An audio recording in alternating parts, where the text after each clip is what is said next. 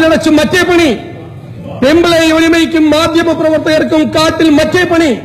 Sir കോന്തനും ചെറ്റയും ചെരക്കലും വാതിലടപ്പും മറ്റേ പണിയും. ഇതാണ് സാർ ഗ്രാമ്യഭാഷ.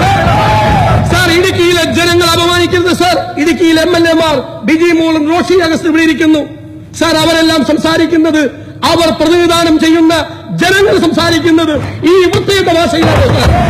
ഒരു മന്ത്രിക്ക് എന്തുവാകുമോ സാർ?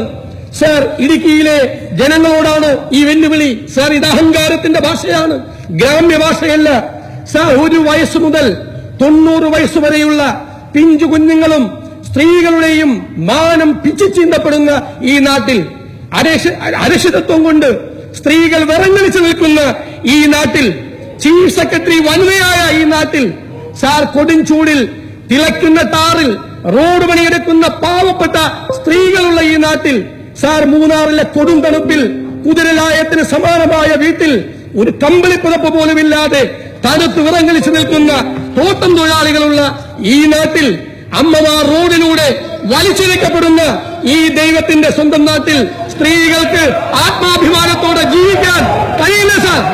അങ്ങുത്തരം പറയണം. സ്ത്രീകൾക്ക് ആത്മാഭിമാനത്തോടെ ജീവിക്കാൻ ഈ നാട്ടിൽ കഴിയില്ലേ സാർ? സ്റ്റേറ്റുകാരും ബംഗാളും പോലീസും പത്രാസുമുള്ള ഒരു മന്ത്രി സ്ത്രീകളുടെ മാനത്തിന് വില പറഞ്ഞാൽ നാട്ടുകാർ അവരെന്തെല്ലാം പറയും സാർ?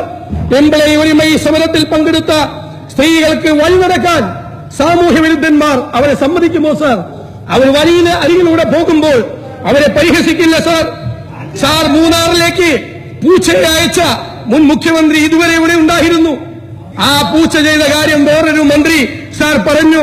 സാർ, പെമ്പിളെ ഒലിമൈ സമരത്തിൽ അച്യുതാനന്ദനിരിക്കുന്ന പടവർ സാറിന് അവരുടെ ഇടയിൽ പോയി ആ സ്ത്രീകളെയാണ് ഈ മന്ത്രി സാർ അപമാനിച്ചത്. സാർ, ബഹുമാനപ്പെട്ട മുഖ്യമന്ത്രി, അങ്ങയുടെ മന്ത്രിസഭയിലെ 4 മന്ത്രിമാർ CPI-ക്കാരാണ്. ആ CPI-യുടെ മുഖപത്രം ജനയുഗം എഴുതിയത് ഞാൻ വായിക്കാം സാർ. ബ്രേക്കില്ലാത്ത നാക്കും അധികാരത്തിന്റെ ഗർവും കൂടി ചാലിച്ചപ്പോൾ ആർക്കുമെതിരെ എന്തും പറയാമെന്നായി. അടുത്ത സ്കൂൾ സദാ വാഹനമോടുന്ന പാതയോരത്താണ്. ശബ്ദശല്യം സഹിക്കാതെ വാതിലടച്ച ക്ലാസുകളെടുത്ത അധ്യാപികമാർ അകത്ത് മറ്റേ പണിയാണ് നടത്തുന്നത് എന്ന് പൂജാരി നേതാവ് പറഞ്ഞപ്പോൾ മാഫിയ പറ്റം കൈയടിച്ചു. അതോടെ പുതിയ ഉശിരായി. സ്ഥലത്തെ പെണ്ണുങ്ങൾ കൂലി കൂടുതലിന് വേണ്ടി പ്രക്ഷോഭം നടത്തിയപ്പോഴും നേതാവുണ്ടോ വിടുന്നു. സമരത്തിന്റെ മറവിൽ കാട്ടിൽ ഇവർ കള്ളുകുടിയും മറ്റേ പരിപാടികളും വൃത്തികേടുകളും അല്ലായിരുന്നു എന്ന് പിന്നെയും ചോദ്യം. സഹികെട്ട മാധ്യമങ്ങൾ ഇയാൾക്കെതിരെ ശബ്ദമുയർത്തി തുടങ്ങിയതോടെ മാധ്യമങ്ങളാകെ കള്ളുകുടിയന്മാരായി. തന്റെ കോപ്രായങ്ങൾക്ക് കൈയടിക്കാത്ത ഉദ്യോഗസ്ഥരെ ഭ്രാന്തനെന്നും കോന്നനെന്നും മദ്യപാടിയെന്നും മുദ്രയടിച്ചപ്പോൾ പണ്ടത്തെ നേതാവിനെ ഇപ്പോൾ മാലോകർക്കും പിടികിട്ടി. സംഗതി പിടികിട്ടാത്ത വിധം മൂർച്ഛിച്ചിരിക്കുന്നുവെന്ന് സാർ. ജനയുഗം പത്രം ഈ മുന്നണിയിലെ ഇടത് മുന്നണിയിലെ 2ാമത്തെ കക്ഷിയായ CPI-യുടെ മുഖപത്രമായ ജനയുഗമാണ് സാർ ഇത് എഴുതി വച്ചിരിക്കുന്നത് സാർ. കാനം രാജേന്ദ്രനടക്കമുള്ള നേതാക്കന്മാർ എത്രയോ അങ്ങ് എന്തെല്ലാം പറഞ്ഞു, ഈ മന്ത്രി എന്തെല്ലാം പറഞ്ഞു. അങ്ങ് പറഞ്ഞു സെൻകുമാർ BJP-കാരനാണെന്ന്.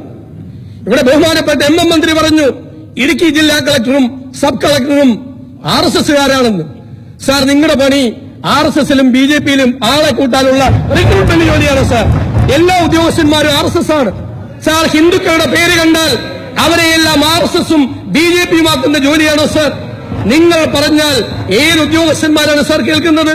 പരസ്പരം തമ്മിലടിച്ച് പരസ്പരം പോരുമൂത്ത് ഉദ്യോഗസ്ഥന്മാരുടെ പ്രശ്നങ്ങൾ പോലും പരിഹരിക്കാൻ കഴിയാത്ത ഒരു ഗവൺമെന്റ് ഉദ്യോഗസ്ഥന്മാരുടെ ആത്മവീര്യം തകർത്ത് അവരെ അപമാനിച്ച് നിഘണ്ടുവിലില്ലാത്ത ഭാഷകൾ ഉപയോഗിച്ച് ഇങ്ങനെ സംസാരിച്ചാൽ ഈ ഭരണം എങ്ങോട്ട് പോകും സാർ? അങ്ങ് പറഞ്ഞതുകൊണ്ട് ഞാൻ അവസാനിപ്പിക്കുന്നു. ഒരു കാര്യം കൂടി സാർ. ഞാൻ ഒരു ജില്ലയിൽ പോയപ്പോൾ മാന്യനായ ഒരു അറിയപ്പെടുന്ന ഒരു ജനപ്രതിനിധിയെ കണ്ടു സാർ. അയാളുടെ കൂടെ എപ്പോഴും ഒരാൾ, ആ കൂടെയുള്ളയാൾ വാ തുറന്നാൽ അസഭ്യവും ചീത്തയും പറയും. അപ്പൊ ഞാൻ ഇയാളോട് ചോദിച്ചു, നിങ്ങൾ എന്തിനാ ഇയാളെ കൊണ്ട് നടക്കുന്നത്?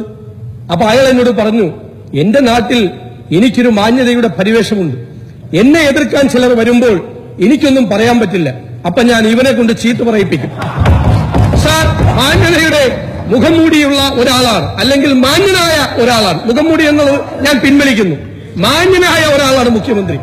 അങ്ങക്ക് പറയാൻ പറ്റാത്ത കാര്യങ്ങൾ പറയിപ്പിക്കാൻ വേണ്ടിയിട്ടാണോ ഈ മന്ത്രിസഭയിൽ അംഗപ്പടിയെ സംരക്ഷിച്ചിട്ടുള്ളത്? സാർ, ഞാൻ ഇവിടെ ഉന്നയിച്ച ഗൗരവതരമായ വിഷയം സഭാ നടപടികൾ നിർത്തിവെച്ച് ചർച്ച ചെയ്യണം എന്ന് അഭ്യർത്ഥിക്കുന്നു.